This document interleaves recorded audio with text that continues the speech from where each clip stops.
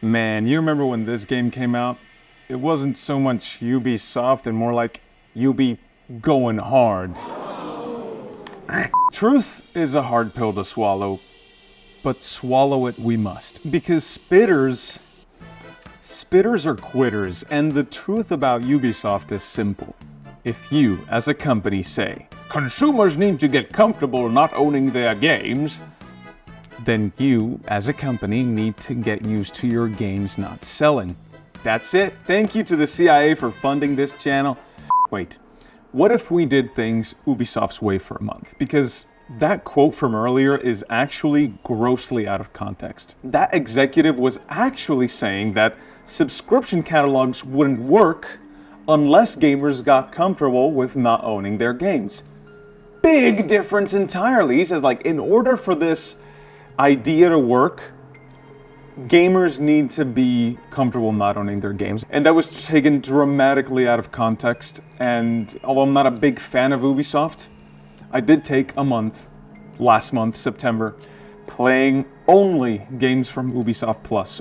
And the funny thing is that this almost never happened because apparently this service is not available in my country. Thankfully, because Microsoft doesn't love my poor little country enough to give us our own dedicated store, we sign up at the US store, which works fine, and I actually could subscribe to Ubisoft Plus there. So, thanks, Microsoft. I played 16 Ubisoft games on both PC and Xbox. It's great that the subscription service carries over between services. So I signed up on the Xbox, but I could still access games on PC. So of those 16, there were 5 that I straight up did not like. xDefiant, that just isn't my style of game. Watchdogs, I remember this game being a scandalous wreck at launch because that E3 demo looked so much better than the final game. But even then, it looks like people did enjoy it.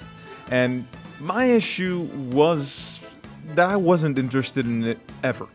There's neat things going on here and there, but ultimately I never found its premise, its setting, anything about it very interesting. So playing it didn't change my mind, and I didn't like it for being bad. I don't know if it is. I just didn't like it because it didn't interest me. I also played Far Cry New Dawn, which I didn't spend much time in. Crafting bloat is blech, yuck. I don't care for it because I didn't get enough toys to play with, and there's far too much busy work and crafting, and it's not particularly like Far Cry 5, which I actually thought was a lot of fun. Next came Far Cry 6. This game was clearly built off a live service framework, and it carries that bloat into everything. And the crafting from New Dawn is here too, and no, it's bad. And as someone from the Hispanic Caribbean, where Far Cry 6 takes place, it also missed the mark in representing the setting and its people. I think it better represents second-generation Americans whose families are from here. The Spanglish was horribly unconvincing and made me cringe every time the characters opened their mouths. And then what? Danny kills El Presidente. It's beautiful. Hey, Danny. Danny! Look at that sexy Supremo! It was bad, and the romanticization around the habit of resolver, which is a real thing, it's just people coming up with short-term janky solutions, except that the entire country runs on this philosophy. It really does. Our countries run on resolver, and it's real. It's why we live in chaos, and it doesn't show the jank element. It shows it as something cool, and I think it would have been so fun and so good to have this resolver philosophy applied to equipment, and like you come up with short-term benefits, short-term solutions, but they have long-term consequences. They're not reliable, they break down. That would have been a great game mechanic, but no. It's just the entry-level accessories for your guns. And of course, the stats are game-as-a-service stats, and the progression is live service style, and it sucks. It just straight up sucks. It's not rewarding. It's an abstract grind to get better gear. Enemies don't drop weapons, they drop ammo and crafting supplies. so you can't pick up the weapons from the dude you just killed. When I was 6, I rigged my first bike with a chainsaw motor. The blockade means I have to resolver every day, Juan. Nah, that's survival. For a guerrilla, resolver isn't just making do with what you have. It also means that you cannot pick up perfectly functional weapons from the enemy. You understand, Danny? But the worst part is that it ruins what could have been a fun sandbox like Far Cry 5, which again, I did enjoy. The playtime doesn't lie. And it overcomplicates it, bloating the combat with health bars and hit markers, taking away all of the immersive elements, and no, turning them off does not fix the fact that the combat was designed around having them on. And switching ammo types for different enemy types, who you're supposed to see their icon on top, and the damage profiles if you use the wrong ammo are just off. Far Cry 6 is a train wreck. It had a setting that was set up to be an easy way to get 150 enjoyable hours from me. Like, this game was an easy 150 hours for me if it was just a reskinned Far Cry 5. It really would have been. And the thing is, they also got a proven actor in Giancarlo Esposito for their villain, but they managed to make it the most disappointing game that I've ever played. Particularly disappointing because I've always actually enjoyed Far Cry as an immersive playground sandbox open world shooter thing. And with a setting so close to home for me, that would have been an even easier game to get me to like. But it just gets so little right, and I can't bother myself into finishing it. I just can't. There's just nothing good here, except the weapon models, and the shooting feels good. But that's it. It's bad. It's a very bad game. But out of the games that I didn't like, that I did bother to finish, was Avatar: Frontiers of Pandora. And I'm gonna say that there is a good game in there somewhere. Because the world is very rich and full of detail, they went all out in making a believable presentation of Pandora, and they succeeded. The world is huge with diverse environments and species and microclimates. The parkour movement around this world feels so good. I played it both on the PC and the Xbox, following a single playthrough thanks to the cross-save functionality, which is flawed in this game, because it overwrites the wrong save sometimes. Or let's say you played 2 hours on PC, it didn't upload to the cloud, so when you check on console, it's back at your last save, but that uploads to the cloud, and when you open the game on PC again, it overwrites your progress with the old save. So that is an issue. It happened to me a couple of times, and it was quite frustrating. So yes, the game does have bugs in that sense. Also, mouse and keyboard support is absent on console. Why?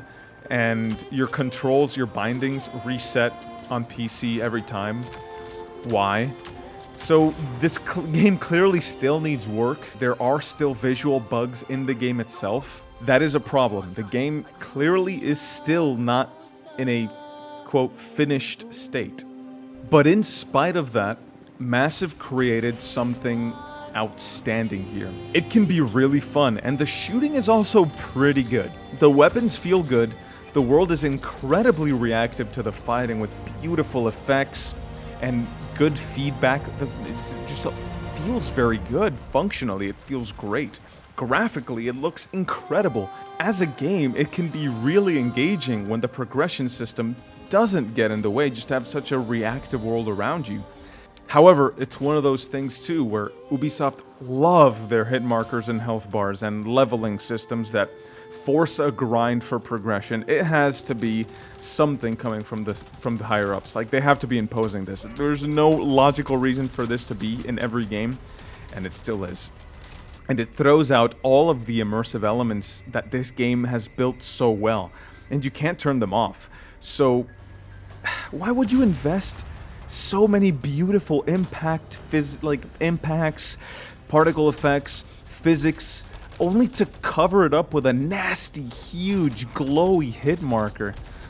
Ugh. But really, that's the least of the issues that this game has, because as I mentioned, the progression is a serious issue.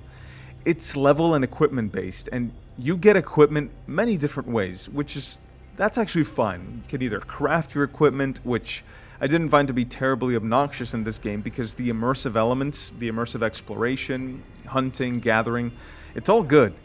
And there's crafting, there's quest rewards, and you can scavenge, so you loot a base and you find equipment there. But the issue is that the equipment itself is leveled, and it's not clear to me what drives the leveling up. So some quests have level requirements that handicap you and buff enemies, so it forces you to grind and inflates your stay in Pandora. So it took me over 30 hours to complete a game that should not be 30 hours. If you don't have the development time or budget to make those 30 hours high quality, what this game needs to do is just concentrate. It has to pick a struggle, because there's nothing compelling driving the player forward. The story is very, very poor. It lacks believability, so it's not the story carrying it forward. And just to tell you more about the story, things happen just because. The bad guys are bad because yes. The good guys are good because yes. And it combines the trope of the noble savage. ¿Un arma humana? No la puedes usar. El metal contamina la carne, no deja más que restos. With the worldview of intersectionality. So the good guys are super good, and of course, they're ethnically diverse, and they call themselves the Resistance, which is ridiculously original, right? It just produces an unironically melodramatic story that wastes every opportunity to make the player feel anything. Unlike in the movies, which do get their point across. Here's a small storytelling tip. In a man versus man story, which this clearly is, the bad guy has to be the good guy to someone. You have to imagine that. Even if it's just to themselves. To make a compelling adversary, just like in real life, they have to believe that they're acting righteously.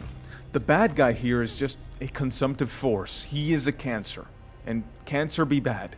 And the issue here is that one of the characters actually thinks of the humans as good, but his reasons are just so pathetic. Color means poison. Ewa would not harm us. Mercer warned me about Ewa. We'll connect together, okay? And I don't buy it. I don't believe it. The story doesn't convince me in any of what it's trying to say. And it could have. Like, the recipe was there to tell a compelling story. But let me just tell you about the heroes before I get into that. Gosh, we play as Sadentu survivors who were a tribe, and like the character we play as, known as the Sadentu, he constantly doubts himself or herself, because you can play as a Navi chick, but they constantly doubt themselves, and it gets old really quick. I'm starting to feel like I won't get chosen. And the quests for the Resistance, like the side quests for the Resistance, which you need to do because of the grind, they're purely fluff. TLDR, it's a little bit it's very DEI. You know, it's one thing to feed your story with your worldview as a storyteller, carefully constructing characters that players will be interested in and care about in one way or another. We can see The Last of Us Part 2 do this with the same worldview that the creators of Avatar Frontiers of Pandora possibly hold. Clearly, this is built with intersectionality in mind. But while The Last of Us Part 2 does a very careful job to craft characters that you'll care about and understand, this game just lazily vomits its worldview onto the player. We were also invaded once, a long time ago. They wanted oil, too. And addressing this phenomenon is something best left for a dedicated video, but in short, because intersectionality places a lot of value in group identity, where people come from, it often, especially in the case of Frontiers of Pandora, overlooks the individuality of each character. It's a consequence of making more room to represent more groups. There's one character that I did like at the start, Sole, but they did absolutely nothing with him in the intro. They could have turned him into your character's mentor, starting a hero's journey, thanks to the knowledge given to him by the wise old man. But no, like, he represented the Na'vi, so on to the next character and who they represent. So it just keeps introducing new superficial characters over and over and over again, and I think that sums up Avatar: Frontiers of Pandora. Immensely broad with very shallow depth. It just feels like a C-tier AA game with a AAA coat of paint. At this point, frankly, I was done with games and I just wasn't interested in playing, really. I went outside, climbed mountains, joined a training program that really challenged me, and I met great people, great coaches. I discovered a game called Sport Ball. Apparently it's a big deal around the world, and I just forgot about games for a bit. Until I watched Band of Brothers. I revisited the Brothers in Arms games because I had completely forgotten that Ubisoft made them, or Ubisoft published them, sorry. Because I'm a sucker for World War II shooters.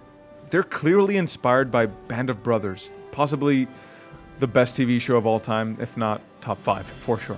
The actor performances in Brothers in Arms are pretty good. It's one of those games that put Troy Baker himself on the map for video games. Shadow, get moving! And you do get a taste of this brotherhood in Brothers in Arms, pun intended. And what a damn shame that Ubisoft will never make games like these again, because I think there's a degree of truth to the argument that Ubisoft's, and possibly the industry in general, with their pursuit of DEI, I think there's a degree of truth to the fact that games like Brothers in Arms will never be made again because of this corporate requirement. And you know, they just focus on men, right? It's just dudes. Their focus is in this group of dudes, and they're very historically authentic. It's a very authentic game. It's a feature of Band of Brothers that they mirror and echo actual events with tons of bonus historical content and context.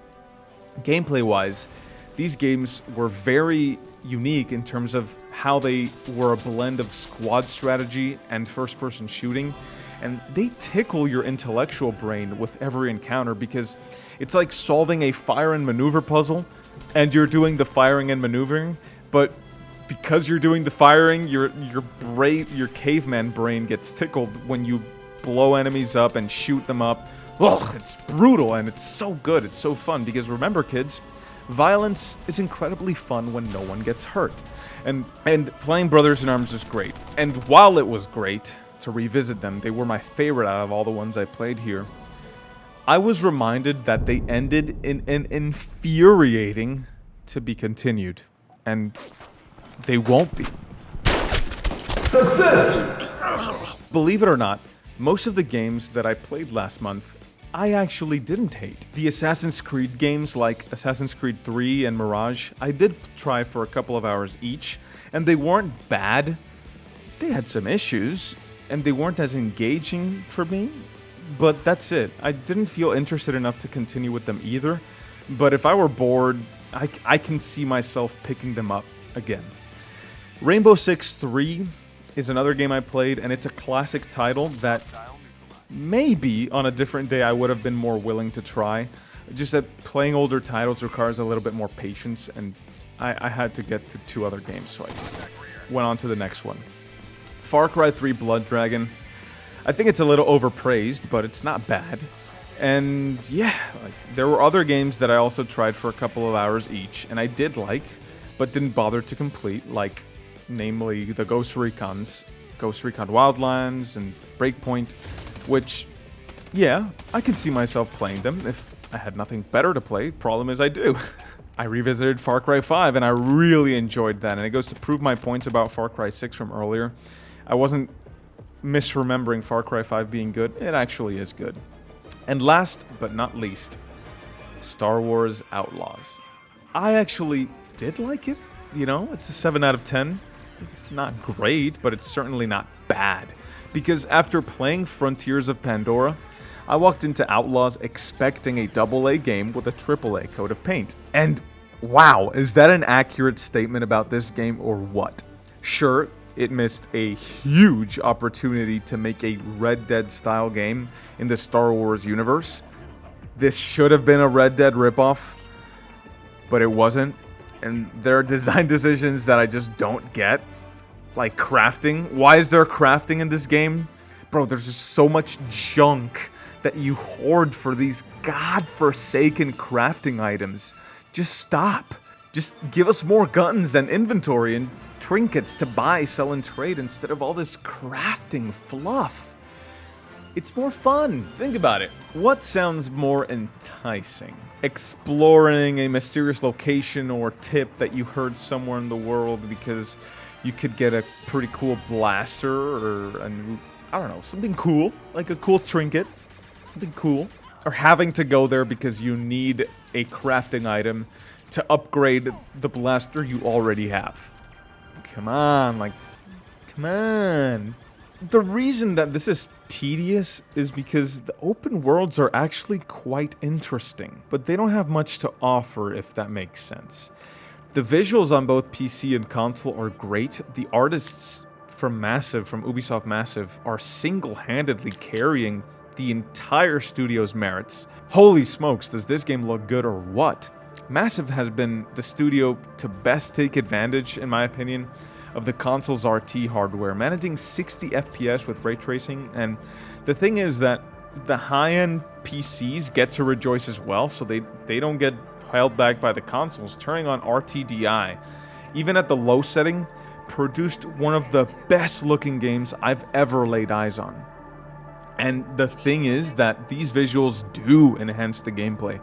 They ground you in the world. They make the blaster combat more satisfying because the lighting reacts correctly and accurately with the objects and volumetrics, and it's a spectacle every time you get in a fight. With RTDI, every light source emits shadows, including explosions and blaster fire, of course, and features like that boost immersion, which gets taken down by the massive hit markers that freaking... Why are there hit markers here? There's already great impact effects. Look, this game's gameplay mechanics are simple, but that doesn't mean that they can't be fun. Red Dead's gameplay mechanics are simple. See where I'm going with this? They can work well. They do work well. And I enjoyed the gameplay, even if it was kind of like a AA game. The story is kind of serviceable. It's nothing great either, but it's certainly not weak, with no depth like Frontiers of Pandora. So you could depend on it. Man, you guys never stop talking, huh? They did improve the cloud save system here, so we don't have that overwriting issue anymore. However, it didn't work at all for the first couple of weeks after launch, which is unacceptable. But aside from a few minor bugs, I didn't find this game to be very buggy at all. So Star Wars Outlaws is not that bad. It looks great, it plays okay, has an acceptable story, it doesn't overstay its welcome, even though I was a little disappointed to see that there were no relatable male human characters, like, at all, so it lacks inclusion. It was still fun, you know, a little bit of bugs at the start did hurt it, but it's not a bad game. It's not offensively bad, as people have been saying. I have to give it to them, like, Star Wars Outlaws is actually a good time. Which leads me to Ubisoft's future. I think the writing has been on the wall for a long time now. Lord Prophet DJ Peach Cobbler even warned about this 3 years ago to the exact day that I'm writing this. Ubisoft has clear issues. They're too corporate, not creative enough, not human enough, not real enough. And as a result, they're incapable of satisfying their customers, gamers, or their own devs. It's a corporation so out of touch with people. Caring for people is a KPI, and they'll do the bare minimum. Just check it off the list. So you often question if they even care about not just their people, but people in general. It's such a soulless corporation, and that is what has led them to make their bed. They included all this DEI because it sells in the stock market. It does. They didn't do it to tell us new stories or new perspectives or to challenge the way we think. They did it because it was something that they made a requirement. Ubisoft have made their bed, but they don't have to lie in it. This is still fixable. Disinformation waves are very profitable in the short term for drama tubers and drama journalists. Taking quotes severely out of context for clicks which makes talking about what's wrong with Ubisoft very difficult. Vultures don't do anybody any good. Not Ubisoft, not us, not them either. Straight up, the problem with Ubisoft is that new games are not good enough and more pro-consumer decisions need to be made. For example, take a look at this. Why does my Ubisoft Plus subscription not include Xbox 360 and OG Xbox titles? They're available on my PC, but not the console? Is it because these titles aren't available on PS5 and you'd have different catalogs on different platforms? If so, you already do. There's no reason for them not to include Xbox 360 games in Xbox Ubisoft Plus. Out of touch decision. The focus of this video was supposed to be the subscription service itself, but now it's really about Ubisoft and how they have degraded as a publisher and what they can do to fix it. For as long as I can remember, there has always been a thing about them to complain about. The formula is repetitive, the fake E3 demos, the microtransactions, and their decisions don't always make sense. It's not about giving fans what they're asking for. That's not always the right move. It's about giving fans something that they'll want. And that's often done better by getting a grasp of what they don't want, avoiding it, and then following your own creative vision. And of course, you have to have a creative vision. Something that is clearly lacking over at Ubisoft at the moment. Look at how many drafts Remedy, who I featured last week, or 2 weeks ago was it, look how many drafts they go through for their games. They don't release anything until they're confident that what they've written is top quality. And that's what Ubisoft needs to start doing now to correct the course. It's time to focus the business on selling games to consumers instead of promises and stocks to shareholders.